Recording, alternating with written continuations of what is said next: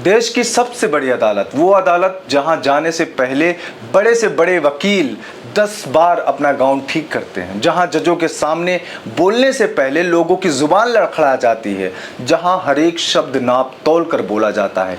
उसी supreme court के खुले कोर्ट रूम में एक शख्स ने न सिर्फ जजों के सामने हवा में कागज उछाल दिए, बल्कि माइक के सामने आकर खुद देश के मुख्य न्यायाधीश यानी सीजेआई का नाम लेकर अपशब्द तक बोल दिए।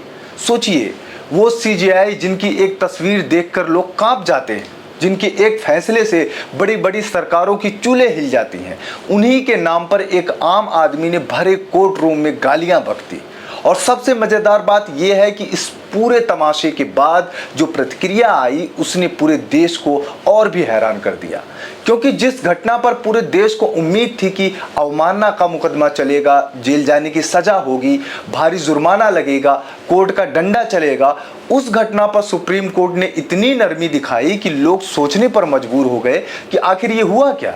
और अब खुद सीजेआई ने अपनी चुप्पी तोड़ दी है, अपनी पहली प्रतिक्रिया दे दी है, और उनकी प्रतिक्रिया सुनकर तो आप भी कहेंगे कि वाह क्या बात है।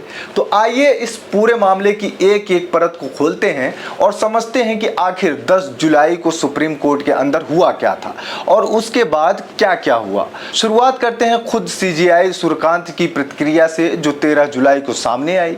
दरअसल हुआ ये कि 13 जुलाई को सुप्रीम कोर्ट से रिटायर होने वाले जजों की विदाई और नए आए हुए 4 जजों के स्वागत के लिए सीनियर एडवोकेट एसोसिएशन की तरफ से एक कार्यक्रम रखा गया था।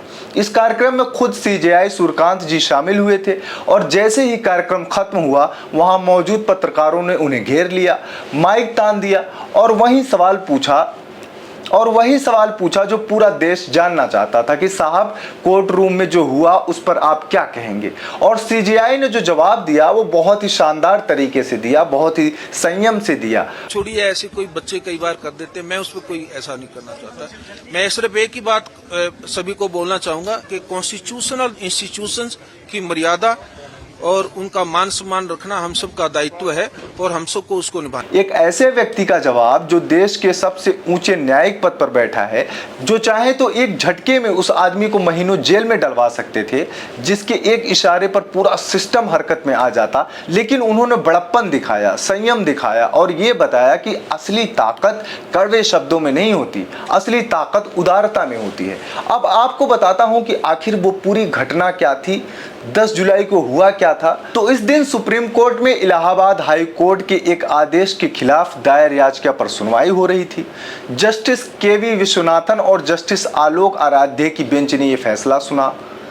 अब कमाल की बात यह है कि याचिका दायर करने वाला शख्स कोई और नहीं बल्कि खुद याचिकाकर्ता था, यानी अपनी पैरवियों को खुद कर रहा था, कोई वकील नहीं रखा हुआ था। इस याचिकाकर्ता का नाम था प्रबल प्रताप।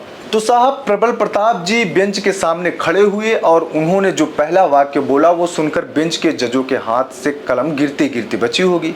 उन्होंने कहा, मिस्टर जुडिशियल सर्वेंट, मैं आपको एसीपी लखनऊ के खिलाफ एफआईआर दर्ज करने के लिए ऑर्डर देने का ऑर्डर देता हूं। एक बार तो जज साहब खुद चौंक गए कि भाई साहब, ये है कौन बंदा जो सुप्रीम कोर्ट के जजों को ऑर्डर देने का ऑर्डर दे रहा है। जज है या डाकघर के क्लर्क हैं जिन्हें कोई भी आकर काम बता जाए। जस्टिस विश्वनाथन जी ने हैरानी से पूछा भी कि आप मुझे ऑर्डर दे रहे हैं, लेकिन प्रबल प्रताप जी जज साहब के इस सवाल को हवा में उड़ाते हुए आगे बोले, मेरी तरफ से बस इतना ही है, सब कुछ ऑन रिकॉर्ड है, ये मेरे पास पेपर्स हैं, दे देना सीजेआई को। और इतना कहते ही उन्होंने हवा में सारे कागज उछाल दिए। कोर्ट रूम में कागजों का एक ऐसा बवंडर बनाया कि पूरे कोर्ट रूम में हड़कंप मच गया। और फिर अगला काम तो और भी अजीब हुआ। वो सीधे माइक के सामने आए और जज के सामने खड़े होकर सीजेआई साहब का नाम लेकर अपशब्द बोल गए। सोचिए, ये कोई गली मोहल्ले की बात नहीं, ये देश की सबसे बड़ी अदालत है, जहां सुरक्षा इतनी होती है कि परिंदा भी बिना अनुमति के पर नहीं मार सकता। और वहां एक शख्स आराम से आकर हवा में कागज उछाल गया और सीजेआई के नाम पर बकबक कर गया। इसके बाद कोर्ट रूम में मौजूद सुरक्षाकर्मी हरकत में आए, प्रबल प्रताप को पकड़ा और खींचकर बाहर ले गए। लेकिन तब तक जो होना था वो हो चुका था। वो वीडियो देश भर में वायरल हो चुका था और लोग ये पूछने लगे कि आखिर ये आदमी है कौन और इसने ऐसा क्यों किया। इंडिया टुडे से जुड़े पत्रकार संजय शर्मा की रिपोर्ट के मुताबिक प्रबल प्रताप उत्तर प्रदेश के इटावा जिले का रहने वाला है। लखनऊ में एक सॉफ्टवेयर कंपनी में काम करता था। अब यहां से कहानी में एक नया ट्विस्ट आता है दोस्तों। रिपोर्ट के मुताबिक प्रबल प्रताप पर आरोप लगा कि उसने अपने ही दफ्तर में एक महिला सहकर्मी को परेशान किया। कंपनी ने जब इस मामले की जांच बिठाई तो पता चला कि उसने उस महिला सहकर्मी को कथित तौर पर आपत्तिजनक ईमेल और मैसेज भेजे थे। इसके बाद दफ्तर में भी उसे दुर्व्यवहार का दोषी पाया गया। कंपनी ने पहले तो उसे सख्त चेतावनी दी, समझाया, बताया, लेकिन जब कोई सुधार नहीं आया, जब बात नहीं बनी तो कंपनी ने आखिरकार उसे नौकरी से निकाल दिया। नौकरी से निकाले जाने के बाद प्रबल प्रताप जी ने वो किया जो अक्सर ऐसे लोग करते हैं। कंपनी के खिलाफ खुला मोर्चा खोल दिया, एक के बाद एक केस मुकदमे ठोक दिए और मामले को बढ़ाने के लिए कंपनी पर देश विरोधी गतिविधियों में शामिल होने का आरोप भी लगा दिया। भाई साहब, अगर आपको लगता है कि किसी को नौकरी से निकालना गलत है तो कोर्ट में लेबर लॉ है, वहां जाइए, लेकिन कंपनी पर ही देश विरोधी होने का आरोप लगा देना ये तो बहुत बड़ी छलांग है। इन्हीं आरोपों के आधार पर वो कंपनी के खिलाफ एफआईआर दर्ज कराने की मांग करते हुए कोर्ट में पहुंच गए। सबसे पहले लखनऊ की सीजीएम कोर्ट में अर्जी डाली कि कंपनी के खिलाफ देश विरोधी काम करने की एफआईआर दर्ज कराई जाए। कोर्ट ने भी अपना काम किया, पुलिस से रिपोर्ट तलब की। इसी साल 26 फरवरी को प्रबल प्रताप ने अपने आरोपों के सबूत मांगे, लेकिन जब सबूत तुरंत नहीं मिल पाए तो कोर्ट ने मामले को पुलिस एफआईआर के बजाय सीधे कंप्लेन केस यानी निजी शिकायत के रूप में दर्ज कर लिया। यहां तक तो सब ठीक था, कानूनी प्रक्रिया अपने हिसाब से चल रही थी। करीब एक महीने बाद यानी 6 अप्रैल को प्रबल प्रताप को कोर्ट के सामने अपने आरोपों को सबूत पेश करने थे, लेकिन इन्होंने वो कदम उठाया जो शायद उन्हें नहीं उठाना चाहिए था। कथित तौर पर पुलिस पर एफआईआर दर्ज करने का दबाव बनाने के लिए इन्होंने इलाहाबाद हाई कोर्ट की लखनऊ बेंच में भी अपील दायर कर दी। इनकी दलील ये थी कि कंप्लेंट केस को रद्द कर दिया जाए और सीधे सीधे एफआईआर दर्ज करने का आदेश दिया जाए, यानी नीचे की अदालत में जो प्रक्रिया चल रही थी उसे बीच में ही छोड़कर ऊपर की अदालत में तुरंत मनचाहा फैसला लेने की कोशिश। भाई साहब, कानून इस तरह से नहीं चलता। हाई कोर्ट ने भी बड़े ही सलीके से इनकी याचिका को खारिज कर दिया। हाई कोर्ट ने साफ कहा कि जब निचली अदालत इस मामले की सुनवाई कर रही है तो कानून के हिसाब से तथ्य वहीं पर रखे जाने चाहिए। ऊपर की अदालत में सीधे कूदने का क्या मतलब है। हाई कोर्ट में भी निराश होने के बाद प्रबल प्रताप जी सुप्रीम कोर्ट पहुंच गए और सुप्रीम कोर्ट में जो कुछ भी हुआ वो आप ऊपर से सुन ही चुके हैं। हवा में कागज उड़ाना, ऑर्डर देने का ऑर्डर देना और सीजीआई के नाम पर अपशब्द बोलना। अब सबसे बड़ा सवाल ये उठता है दोस्तों कि इतनी बड़ी घटना के बाद सुप्रीम कोर्ट ने क्या किया। लोग तो पूरा उम्मीद लगा रहे थे कि अवमानना का केस चलेगा, तुरंत गिरफ्तारी होगी, बड़ी सजा होगी, भारी जुर्माना लगेगा, महीनों जेल में सड़ना पड़ेगा, क्योंकि आप और मैं तो सोच भी नहीं सकते कि कोर्ट रूम में जज के सामने ऐसी हरकत करके कोई जिंदा बच सकता है। लेकिन यहां तो पूरा उल्टा हुआ। लाइव लॉ रिपोर्ट के मुताबिक जस्टिस केवी विश्वनाथन और जस्टिस आलोक आराध्य की बेंच ने बहुत ही गहरी बात कही। बेंच ने कहा कि याचिकाकर्ता की हालत देखते हुए अदालत उसके खिलाफ कोई कार्रवाई नहीं करना चाहती।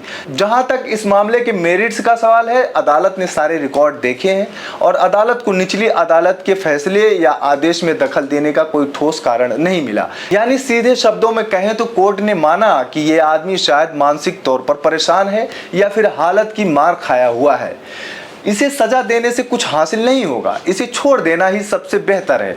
और ये फैसला बहुत ही परिपक्व फैसला है दोस्तों। ये फैसला बताता है कि हमारी न्यायपालिका सिर्फ किताबों का कानून नहीं देखती, बल्कि इंसानियत भी देखती है, हालात भी देखती है और अपना बड़प्पन भी दिखाती है। सोचिए, अगर कोर्ट चाहती तो एक मिनट में उसे जेल में डलवा देती, महीनों तारीख पर तारीख देती रहती, उसकी जिंदगी नरक बना देती। लेकिन कोर्ट ने वो रास्ता नहीं चुना।